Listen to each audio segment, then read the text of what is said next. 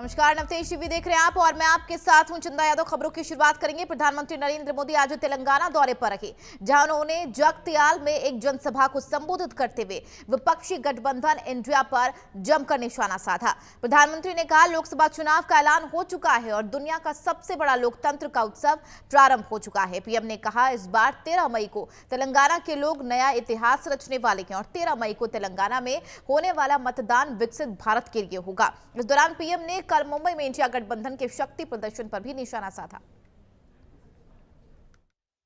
कल शिवाजी पार्क में India alliance ने अपना घोषणा पत्र शक्ति को खत्म करने के लिए किया है। मैं इस चुनौती को स्वीकार करता हूं और मैं इन शक्ति स्वरूप माताओं बहनों की रक्षा के लिए जान की बाजी लगा दूंगा, जीवन खपा दूंगा। क्या भारत की धरती पर कोई शक्ति के विनाश की बात कर सकता है क्या?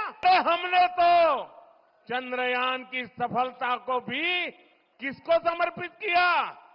चंद्रयान की सफलता को भी जहां चंद्रयान ने लैंड किया, हमने उस सफलता को भी शिव शक्ति नाम देकर के शिव शक्ति को समर्पित किया है। और ये लोग शक्ति के विनाश का बिगुल फूंक रहे हैं। माताएं बहनें, शक्ति स्वरूपा आप है। क्या ऐसे लोगों को शक्ति का विनाश करने के मौका देंगे क्या? खबर ब्यावर से है, जहां साबरमती आगरा फोर्ट के इंजन और 4 कोच रविवार देर रात 1 बजे पटरी से उतर गए। अचानक तेज धमाके की आवाज से लोग दहशत में आ गए। इस घटना के बाद अजमेर में भी सायरन बज गया और अधिकारी मौके पर पहुंचे। गनीमत रही कि इस हादसे में कोई जनहानि नहीं हुई। इस हादसे के बाद कई ट्रेनें रद्द हो गई और कई में परिवर्तन किया गया। यह हादसा अजमेर के पास मदार होम सिग्नल के पास हुआ है।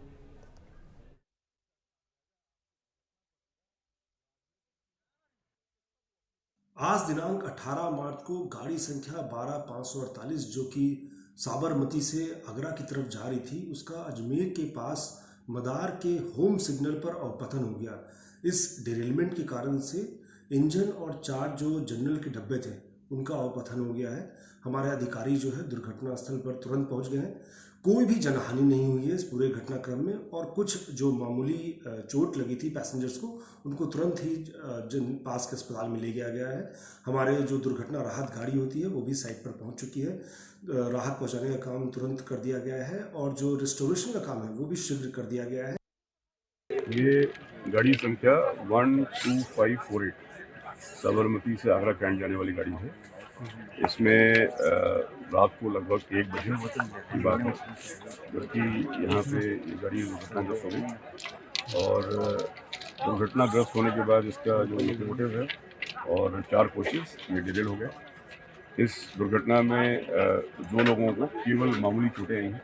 एक के पैर में चोट आई है और एक दर्द पेट में दर्द की बात है, जो कि संभवतः इस दुर्घटना से संबंधित नहीं है और उनको फर्स्ट एड देने के बाद हम लोग अपने घर चले गए। खबर चित्तौड़गढ़ से है, जहां लोकसभा क्षेत्र से कांग्रेस प्रत्याशी उदयलाल आंजना ने बीजेपी पर जोरदार हमला बोला। उन्होंने कहा, सीपी जोशी के बीते 10 साल के हिसाब 26 अप्रैल को लोकसभा क्षेत्र की जनता देगी। दरअसल उदयलाल आंजना का चुनावी प्रचार चल रहा है। इस दौरान रिठौला चौराहे पर कार्यकर्ताओं ने उनका जोरदार स्वागत किया। इस अवसर पर मीडिया से बातचीत करते हुए उन्होंने कहा कि 10 सालों से केंद्र में एनडीए सरकार ने किसानों का शोषण किया है। पीएम मोदी ने किसानों को गारंटी दी थी और उन गारंटियों का अभी तक कुछ नहीं हुआ। पूरे क्षेत्र में जितने दिन अब आज से 38 दिन रह गए, एक दिन का हिसाब है और हर विधानसभा क्षेत्र में 3-3 दिन ही पार्टी आ रहे हैं। इसमें होली का त्यौहार भी आ रहा है, फार्म नामांकन भी बढ़ रहा है। 2 दिन पहले चुनाव प्रचार भी बंद हो जाएगा। इन सब का हिसाब किताब लगता है। एक विधानसभा क्षेत्र में 3 दिन 4 दिन आ रहे हैं। 3-4 दिन में उम्मीद करता हूँ इतने चुनाव लड़े हैं तो अनुभव है, इस आधार पर पूरे क्षेत्र को कवर कर। उधर कोटा में पुलिस ने ग्रामीण बालिकाओं को सेल्फ डिफेंस का प्रशिक्षण दिया है। प्रशिक्षण के अंतिम दिन पुलिस अधीक्षक कार्यालय पर एसपी अमृता दोहन ने सभी 90 बालिकाओं को सम्मानित कर उन्हें प्रमाण पत्र वितरित किए। इस दौरान एसपी अमृता दोहन ने कहा कि बालिकाओं को डरने की जरूरत नहीं है, वह अपनी रक्षा स्वयं कर सकती हैं। इसके लिए उन्हें 7 दिवसीय प्रशिक्षण दिया गया है। दोहन ने कहा, इस प्रशिक्षण को आप अपनी सहेलियों को भी दें, किसी भी परिस्थिति का सामना हिम्मत से करें। Department of RIT education and welfare society द्वारा हेल्थ केयर की जो ट्रेनिंग दी जा रही थी जिन युवा छात्राओं को, महिलाओं को, तो उनको 7 दिन का सेल्फ डिफेंस का कोर्स भी दिया गया, ताकि वो अगर अपने काम में कहीं पर भी अगर अकेली रह रही हैं, बाहर जा रही हैं और काम के सिलसिले में, तो कहीं पर भी उनको ये ना लगे कि वो अकेली हैं, वो सशक्त महसूस कर सकें, सेफ महसूस कर सकें। पुलिस तो उनके साथ हमेशा है ही, लेकिन उनमें खुद में भी ये विश्वास जगे कि वो किसी भी मुश्किल का सामना करने के लिए वो तैयार। सर, ये सिविल आरटी एजुकेशन और डीएस ग्रुप तथा पुलिस, जो सिटी पुलिस की जो सेल्फ डिफेंस कोर्स है उसके अगेंस्ट किया गया है। और इसमें सर जो ग्रामीण परिवेश की जो बच्चियां हैं जिनको सेल्फ डिफेंस की वाकई में ही आवश्यकता होती है, क्योंकि उनका रूटीन का ही काम होता है आने जाने का, आए दिन की बदमाशी, छेड़छाड़, जिस तरह की जो हरकतें होती है, तो उनसे किस तरह से बचा जा सके तथा इमरजेंसी में कौन से नंबर का इस्तेमाल किया जा सके, ये सब चीज़ों की हमने जानकारी दी है। इसके साथ ही हमने फिजिकल एक्टिविटी में सर उनको पंच से कहाँ बॉडी के वीक पॉइंट कहाँ होते हैं वहाँ पे हम अटैक करके अपना बचाव कर सकते हैं। इसके अलावा अगर हम पे अटैक हो रहे हैं तो हम हमारा डिफेंस कैसे कर सकते हैं सर, वो सारी जानकारी हमने दी है। जोधपुर में प्रेरणा एक पहल संस्था महिला उद्यमियों को अपने घरेलू उत्पाद बेचने के लिए त्योहार से पहले प्लेटफॉर्म उपलब्ध कराता है।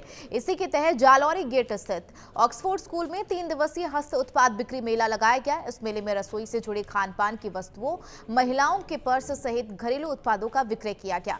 5000 से ऊपर खरीदार महिलाओं को आकर्षक उपहार भी दिया गया। मेले में विशाखा डिवाइन टैरो, 6 न्यूमरोलॉजी और लाल किताब विशेषज्ञ डिंपल व्यास ने अपनी सेवाओं से ग्राहकों को आकर्षित किया। खरीदारी करने आए ग्राहक टैरो भविष्य विशेषज्ञ डिंपल व्यास ने अपना स्वास्थ्य भविष्य सुधार के टिप्स लेते नजर आए।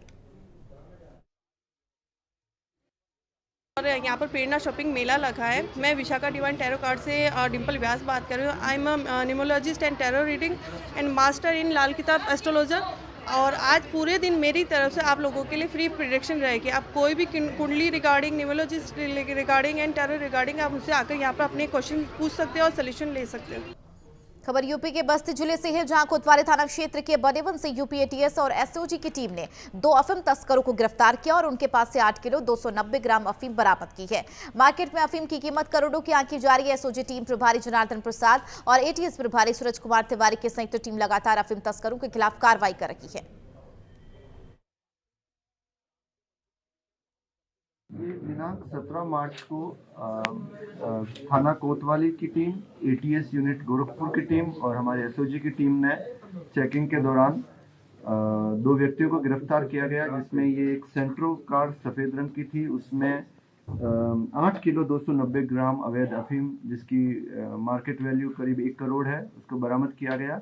इसमें इनसे पूछताछ में बताया गया इन्होंने कि ये नेपाल के बॉर्डर से मादक पदार्थों की तस्करी करते हैं और आगे ले जाके बेचते हैं। इनको गिरफ्तार कर माननीय न्यायालय के समक्ष प्रस्तुत किया जाएगा। अग्रिम कार्रवाई।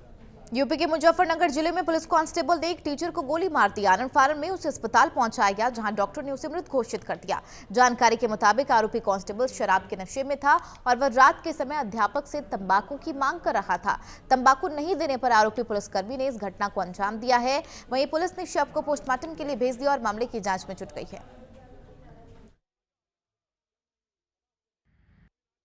आज देर शाम जनपद मुजफ्फरनगर पहुंचे थे और यहाँ पर एसडी इंटर कॉलेज में इनको कॉपी जमा करानी थी।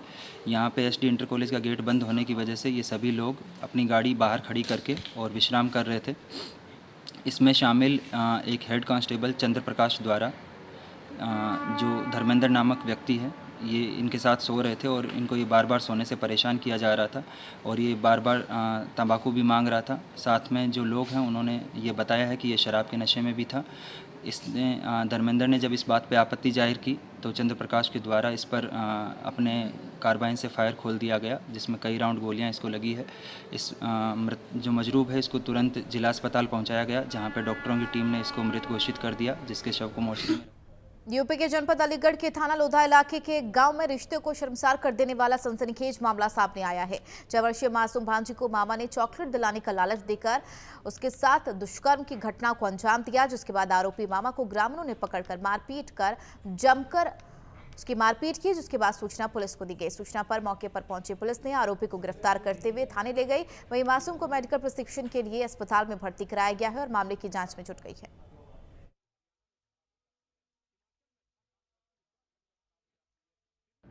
मैं क्षेत्र अधिकारी गवाना एक प्रकरण से अवगत करा दूं कि आज शाम थाना लोधा क्षेत्र में एक सूचना प्राप्त होती है कि एक मामा के द्वारा भतीजी का दुष्कर्म करने की कोशिश की गई। सूचना पे तत्काल थाना पुलिस द्वारा अभियुक्त को हिरासत में ले लिया गया है। प्राप्त तहरीर पे सुसंगत धाराओं में मुकदमा पंजीकृत कराया जा रहा है। आगे की विधिक कार्रवाई प्रचलित है। लॉ एंड ऑर्डर की कोई समस्या नहीं है। पाली के देसूरी नाडोल कस्बे में एक युवक का पैर फिसल गया और कुएं में गिरने से उसकी मौत हो गई। सूचना मिलने पर पहुंची पुलिस ने गोताखोर की मदद से शव को कुएं से बाहर निकाला गया और पोस्टमार्टम के बाद शव को परिवारजनों को सुपुर्द कर दिया गया। इस दौरान ग्रामीणों की भीड़ वहां पर उमड़ पड़ी। पुलिस ने मामला दर्ज कर जांच शुरू कर दी है।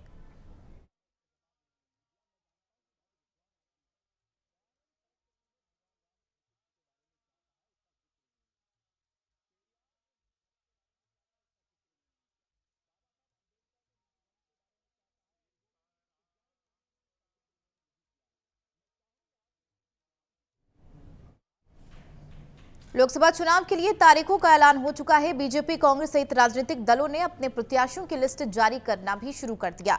ऐसे में बीकानेर से सामाजिक कार्यकर्ता गोपीचंद मेघवाल ने निर्दलीय चुनाव लड़ने की बात कही। उनका कहना है कि बीकानेर में सालों से रेल फाटक बड़ी समस्या रही है, जिसे कोई भी हल नहीं कर पाया। उन्होंने कहा कि वो लोगों की समस्या का प्राथमिकता के साथ निदान करेंगे। हमारे संवाददाता के सिंह ने सामाजिक कार्यकर्ता गोपीचंद मेघवाल से खास बातचीत की है। तो लोकसभा चुनाव की रणभेरी बज चुकी है और आपको मैं बताना चाहूँगा चुनाव की तैयारियां भी जोर शोर से चल रही है। इसी दौरान जगह जगह युवा, हर वर्ग के लोग चुनाव लड़ने की कोशिश में भी हैं। गोपीचंद मेघवाल हैं जो कि बीकानेर लोकसभा क्षेत्र के लिए कोशिश में है। मन उनका है कि एक तरह से चुनाव वे लड़ें। उन्होंने प्रेस कॉन्फ्रेंस भी की है। बात करते हैं, क्या कहेंगे? जनता का जो रुझान है उसको लेकर के हम बीकानेर की जनता के बीच में आना चाह रहे हैं और सोच रहे हैं, कई दिनों से ये दिमाग में चल रहा था कि कहीं जनता का प्रतिनिधित्व करें और जनता की जो समस्याएं हैं उनको लेकर के हम बड़े लेवल पे बात करें। तो इस बार थोड़ा मन में है और ताल ठोकने की हम पूरी कोशिश में है और जनता का भी जो रुझान है उसको लेकर के मतलब पूरी तरह से मानस नहीं बनाया अभी। हाँ, पूरा ऐसा कोई नहीं है। बाद बाकी जनता का यदि फैसला रहेगा तो ज़रूर हम ताल ठोकेंगे। एक बात है कि भारत के केंद्रीय मंत्री भी बीकानेर के जो सांसद हैं वो हैं अर्जुन मेघवाल जी, और लगातार 3 बार सांसद, 4थी बार ये चुनाव लड़ रहे हैं। प्रत्याशी भी घोषित हो चुके हैं। अगर हम बात करें तो यहाँ पर कामकाज की दृष्टि की बात करें तो यहाँ पर अब क्या ऐसा विजन लेके आप आए हैं या क्या सोच रहे हैं आप जिनके चलते आपको लोग वोट दें? क्या विजन है आपका? देखिए, विजन की बात करें तो आपने अभी बताया, अभी माननीय केंद्रीय मंत्री जी यहाँ से मंत्री रहे हैं और 3 बार से यहाँ से लगातार जीत रहे हैं। तो मुझे बीकानेर में ऐसा कोई काम उनका नहीं दिख रहा जिससे हम कह सकें भी मंत्री जी ने कोई काम किया है। जैसे मोटे तौर हम देखें तो बीकानेर की जो रेलवे लाइन की जो समस्या है वो सबसे बड़ी समस्याओं में से एक है और उस समस्या का समाधान कई दिनों से, कई सालों से कोशिश कर भी रहे हैं लोग, बट अभी तक उसका कोई समाधान हो नहीं पाया है। तो हम चाहेंगे कि इस समस्या का जल्द से जल्द समाधान हो। और एक समस्या ये भी है कि हमारे बीकानेर लोकसभा क्षेत्र में बीकानेर से लेकर के खाजवाला तक और खाजवाला से आगे अनूपगढ़ तक एक रेलवे लाइन होनी चाहिए, क्योंकि आजकल बेसिक जो अपनी सुविधाएं हैं उसमें एक रेलवे का और एक ट्रांसपोर्टेशन का क्या है कि बहुत बड़ा रोल रहता है। तो अभी तक वो रेलवे लाइन है नहीं, तो उसको लेकर के भी हम प्रयासरत रहेंगे। देखिए, गोपीचंद जी का जो विजन है वो कुछ साफ नज़र आ रहा है। बेरोजगारों के लिए लड़ना।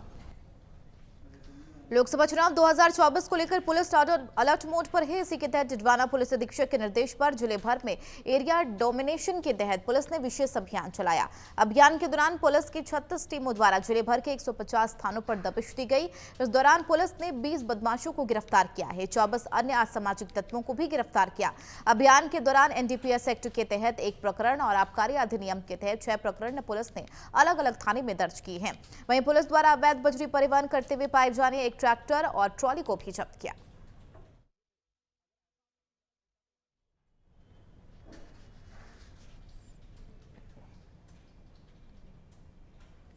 राजस्थान क्रिकेट एसोसिएशन के पूर्व उपाध्यक्ष अमन दाचले कोटा में कांग्रेस के प्रदेश महासचिव और राजस्थान क्रिकेट एसोसिएशन के पूर्व उपाध्यक्ष अमन पठान की गिरफ्तारी के विरोध में उनके समर्थकों ने प्रदर्शन करते हुए पुतला दहन किया। वहीं गिरफ्तारी के विरोध में आनंदपुरा इलाके के बाजार बंद रहे। अमन पठान के समर्थक बड़ी संख्या में तलवंडी कॉमर्स कॉलेज चौराहे के पास पहुंचे और गिरफ्तारी के विरोध में जमकर नारेबाजी की। वहीं गिरफ्तारी के विरोध में आनंदपुरा इलाके के बाजार बंद रही हैं। कांग्रेस कोटा दक्षिण के ब्लॉक अध्यक्ष जोगिंदर विरवार जोटी ने कहा कि अमन पठान को झूठे मुकदमे गिरफ्तार किया गया है और सरकार कांग्रेस नेताओं के खिलाफ झूठे मुकदमे दर्ज कर जबरन दबाव बना रही है। बता दें, अमन पठान राजस्थान क्रिकेट एसोसिएशन की पूर्व उपाध्यक्ष रही हैं। कांग्रेस ब्लॉक कांग्रेस कमेटी के आह्वान पर सभी कांग्रेस जन एक छत के नीचे आकर अपना विरोध प्रदर्शन कर रहे हैं। कांग्रेस नेता और राजस्थान कांग्रेस कमेटी में महासचिव रहे अमीन पठान जी पर उनका आज धरना था कलेक्ट्री पर।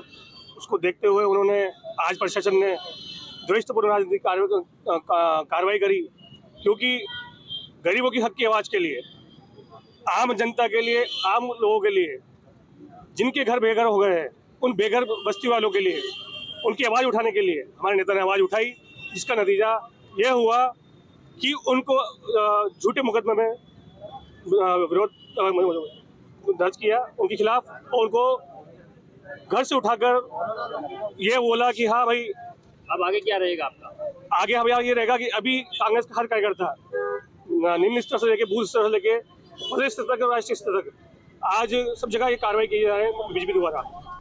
भरतपुर और डिग जिले में महाराजा सूरजमल ब्रज यूनिवर्सिटी के कुलपति का विरोध लगातार जारी है। कुलपति को हटाने की मांग को लेकर कॉलेजों के स्टूडेंट यूनिवर्सिटी पर पहुंचे और कुलपति के खिलाफ प्रदर्शन किया। प्रदर्शन कर रहे छात्रों ने बताया कि 14 मार्च को कुलपति द्वारा एक आदेश जारी किया गया था। जिन कॉलेजों का एप्लीकेशन नहीं है उन कॉलेजों के स्टूडेंट पेपर नहीं देंगे। कुलपति रमेश चंद्र के आदेश का जिले के कई कॉलेजों ने विरोध किया। अब कुलपति ने बदला लेने की नियत पर उन कॉलेजों का सेंटर 50 किलोमीटर की दूरी पर कर दिया है। वहीं उन्होंने पर भ्रष्टाचार पर लिप्त होने का आरोप भी लगाया है। जैसा कि हम सभी को विदित है कि आज हमारे धरने का 4था दिन है और अभी तक कोई भी प्रशासन द्वारा सुनवाई नहीं की गई है। मैं हमारी मांगे बता देना चाहता हूं आपकी टीवी के माध्यम से कि हाल ही में ब्रज यूनिवर्सिटी में जो कुलपति लगा हुआ है इतना ही भ्रष्ट है, ना जाने कितने इसने काले कारनामे, कितनी तानाशाही इसने जो अपना रखी है, इतनी इसने दलाली बढ़ा दी है इस यूनिवर्सिटी के अंदर और अपने चहेतों को इस संविदा पर नौकरियां बढ़ती दे रहा है। ऐसे अन्य कई घोटाले इसने इस यूनिवर्सिटी के अंदर फैला रखे हैं। अराजकता ये फैलाता जा रहा है और जातिवाद को यूनिवर्सिटी के अंदर बढ़ावा दे रहा है। इसकी बर्खास्त कराने की मांग को लेकर, इसके इस्तीफे की मांग को लेकर और SIT जांच की मांग को लेकर हम सभी छात्र शक्ति यहाँ धरने पर बैठी हुई है। झालावाड़ के जिला कलेक्टर अजय सिंह राठौड़ ने मिनी सचिवालय स्थित कलेक्टर के दफ्तरों का औचक निरीक्षण किया। इस दौरान जिला कलेक्टर को निरीक्षण में दफ्तरों में काफी अव्यवस्थाएं देखने को मिली। वहीं कई जगह दफ्तरों में फाइलें और सरकारी रिकॉर्ड बिखरा हुआ नजर आया तो कई जगह गंदगी के भी हालात देखने को मिले। इस दौरान जिला कलेक्टर ने अधिकारियों और कर्मचारियों को दफ्तरों को गंदगी मुक्त करने और रिकॉर्ड को व्यवस्थित संधारित करने के भी निर्देश दिए हैं। जिला कलेक्टर के औचक निरीक्षण से मिनी सचिवालय कलेक्टर के दफ्तर में हड़कंप का माहौल नजर आया। इस दौरान निरीक्षण में डीएम के साथ प्रशिक्षु IAS शुभम भैसारे सहित SDM संतोष मीणा भी साथ में मौजूद रही।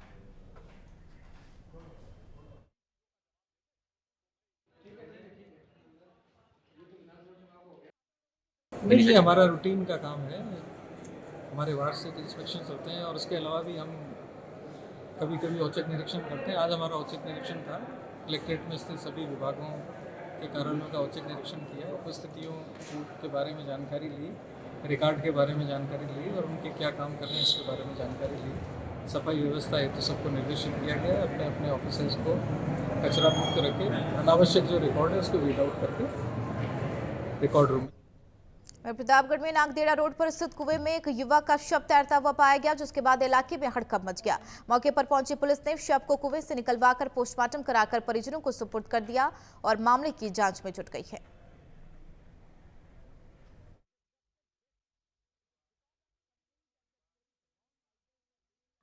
प्रार्थी मांगूबाई पत्नी मांगीलाल जी बागरे निवासी पिपलोदा ने एक रिपोर्ट दी थी कि उनका लड़का 15/3/2024 को मजदूरी करके ईंटों के भट्टे पे जो मजदूरी कर रहा था, वहाँ से शाम को बाजार की तरफ निकला था, जो वापस नहीं आया है घर पे।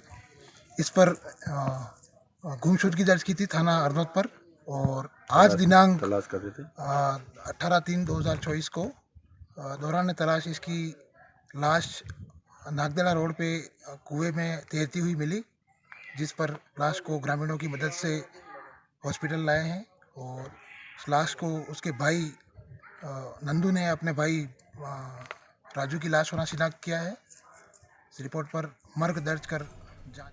खबर यूपी के कुशीनगर से है, जहां पुलिस अधीक्षक धवल जायसवाल के निर्देशन में चलाए जा रहे अभियान के क्रम में थाना दरिया सुजान और साइबर थाने की टीम ने अहिरौलीदान के पास से अंतर्राज्यीय बंजारा गैंग का पर्दाफाश किया है। यह गैंग फर्जी डॉक्टर बनकर जनता के भोले भाले लोगों को नकली बीमारी बताकर लाखों की ठगी को अंजाम देते थे। पुलिस ने जिन आरोपियों को गिरफ्तार किया है उसमें बंजारा डॉक्टर गैंग के सरगना संजय सिंह समेत 2 अन्य शातिर ठग शामिल हैं, जिनमें से 3,06,000 रुपए और आभूषण कार मिनी वैन सहित 21 लाख रुपए बरामद किए गए हैं।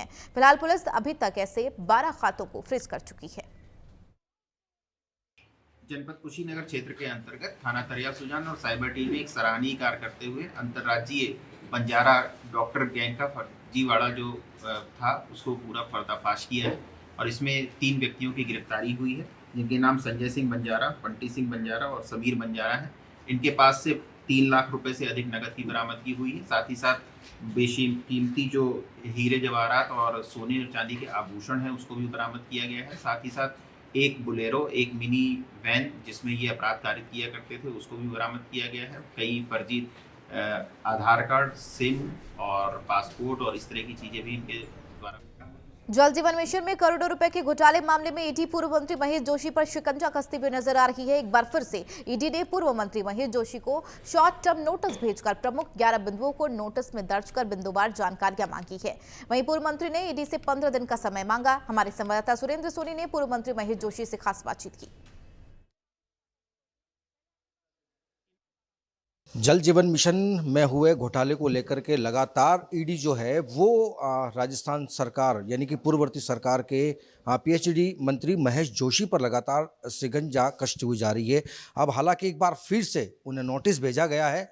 अब वो नोटिस में किन किन बातों का जिक्र है, उस नोटिस में किन किन विषयों पर जो है वो महेश जोशी को जवाब देना है, उन तमाम बातों को लेकर के इस वक्त हमारे साथ खास बातचीत के लिए पूर्व मंत्री महेश जोशी हमारे साथ जुड़ चुके हैं। सर, लगातार चुनाव से पहले की बात कर लें, चाहे सरकार में रहें तब की बात कर लें, सरकार आई 3 महीने हो गए बीजेपी की। सर, लगातार ईडी जो है वो दस्तक दे रही है। पहले 2 बार ईडी ने दस्तक दी, अब वापस से एक बार फिर से नोटिस। सर, ये पूरा प्रकरण किस तरीके से आप देखते हैं? भाई, क्यों दस्तक दे रही है ये तो ईडी बताएगी। एक जिम्मेदार नागरिक होने के नाते मेरा स्टैंड हमेशा ये रहता है कि कोई जांच एजेंसी अगर जांच कर रही तो हम उसको सहयोग करें। ईडी मेरे घर पर आई, पूरा सहयोग किया। मेरे को ईडी के अधिकारियों से भी किसी तरह की कोई व्यवहार की कोई शिकायत नहीं है। मैंने कहा भी था कि अच्छा व्यवहार था और मैं समझता हूँ कि ईडी के अधिकारी भी मानते हैं कि मेरा भी अच्छा व्यवहार था। उसके बाद 2 महीने के बाद में अचानक नोटिस आता है, जल्दबाजी में भेजा हुआ नोटिस मानता हूँ मैं उसको, कि शनिवार को दोपहर में नोटिस आता है कि सोमवार को 10:30 बजे आप इन सारे लंबे चौड़े जो लिस्ट है इस डॉक्यूमेंट्स के सारे आप इसके साथ में पेश हों। तो मैं या कोई भी व्यक्ति उन सारे डॉक्यूमेंट्स को इकट्ठा 15 दिन से पहले नहीं कर सकता। हम कोई बिजनेसमैन तो है नहीं कि भाई हम अपने सारी चीज़ों को फाइलिंग करके रखें। साधारण राजनीतिक व्यक्ति हैं। जेजेएम से संबंधित भी कोई डॉक्यूमेंट अगर मुझसे मांगा जाएगा तो भी मेरे पास जेजेएम से संबंधित कोई डॉक्यूमेंट नहीं होगा, क्योंकि मैं या कोई मंत्री जेजेएम की जो टेंडर प्रक्रिया होती है, जेजेएम की जो टेंडर प्रक्रिया होती है, उसमें मंत्री सीधे तौर पे कहीं भी इन्वॉल्व नहीं होता। किसी भी प्रकार से मंत्री का कोई उस जेजेएम टेंडर प्रक्रिया में कोई इन्वॉल्वमेंट होता है। वो एक पारदर्शी तरीके से रखी गई प्रक्रिया है जिसमें ऑनलाइन टेंडर होता है और पूरी प्रक्रिया पारदर्शी है। तो जो उनके पास स्ट्रॉन्ग एविडेंस है, जिनके खिलाफ हो उस पर कार्रवाई करें, वो जिस किसी के भी खिलाफ हो ईडी कार्रवाई करें, हमें कोई दिक्कत नहीं है। लेकिन जिस व्यक्ति का, जिस पद का कोई इन्वॉल्वमेंट ही नहीं होता, उस व्यक्ति को चिंता भी नहीं है कि भाई क्या उनके पास एविडेंस है क्या नहीं है। होंगे तो जिनके खिलाफ होंगे उनके खिलाफ कार्रवाई करेगी। मेरे को ईडी समय देगी, मैं निश्चित रूप से कोशिश करूंगा कि इस तय समय में मैं सारे डॉक्यूमेंट्स को इकट्ठा कर सकूं और ईडी के सामने पेश हूं। नहीं, देखिए, वो गलत तरीके से पेश की गई बात है। घर में जब आए तो घर में सभी लोग होंगे, एक सामान्य चर्चा के तौर पे उनसे बात हुई। पूरी प्रक्रिया में कहीं पे भी जो उन्होंने पंचनामे पे या समन पे जो दस्तखत कराए, न कोई पत्नी के थे, न पुत्रवधू के थे, न पुत्र के थे। मैं एक अलग आइडेंटिटी, अलग अस्तित्व रखता हूँ, मैं और मेरी पत्नी। नहीं, पता नहीं कितने दिन देंगे, लेकिन मैं ये मानता हूँ कि ईडी ये जो जेजेएम है, जेजेएम की किसी भी टेंडर प्रक्रिया में मेरी कोई भूमिका, मंत्री की कोई भूमिका नहीं होती। ऑनलाइन टेंडर होते हैं, पूरी पारदर्शी तरीके से टेंडर होते हैं। तो ये थे हमारे साथ में पूर्ववर्ती सरकार के पूर्व मंत्री महेश जोशी, जिन्होंने तमाम बातों को लेकर के पर्दा साफ कर दिया है कि लगातार जिस तरीके से ईडी ने जो सम्मन भेजा है वो किन बिंदुओं को, क्योंकि ये एक पार्ट ऑफ इन्वेस्टिगेशन का है, तो देखने वाला बात होगी और देखने वाली तस्वीर होगी कि इन इन्वेस्टिगेशन के तमाम पहलुओं पर अब महेश जोशी के द्वारा किन किन बातों को लेकर के ईडी को जवाब दिया जाता है, ये एक देखने वाली तस्वीर होगी। कैमरा सहयोगी कुलदीप के साथ सुरेंद्र सोनी, नवतेज टीवी नेशनल, जयपुर। फिलहाल खबरों में मेरे साथ इतना ही। बने रहिए नवतेज टीवी के साथ। नमस्कार।